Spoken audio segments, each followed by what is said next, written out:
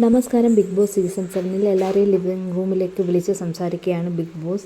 അപ്പോൾ big boss പറയുന്നതെന്ന് പറഞ്ഞാൽ ഏറ്റവും കൂടുതൽ എലിമിനേഷനിലേക്ക് കടന്നു വന്നിട്ടുള്ളത് 2 പേരാണ്. ഒന്ന് അനുമോളും ഒന്ന് നെവിനുമാണ്. ഇവർക്ക് ഏകദേശം 8 തവണയാണ് ഇവർ എലിമിനേഷനിലേക്ക് കടന്നു വന്നത്.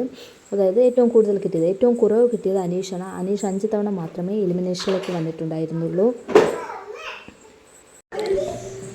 അങ്ങനെ അനീഷിനും അനുമോൾക്കും നെവിനും ബിഗ് ബോസ് ഒരു ഗിഫ്റ്റ് കൊടുക്കുകയാണ്.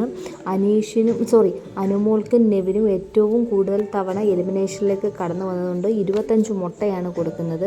ഏറ്റവും കുറവ് തവണ എലിമിനേഷനിലേക്ക് കടന്നു വന്നതുകൊണ്ട് അനീഷിന് 5 ലിറ്റർ പാലുമാണ് കൊടുക്കുന്നത്.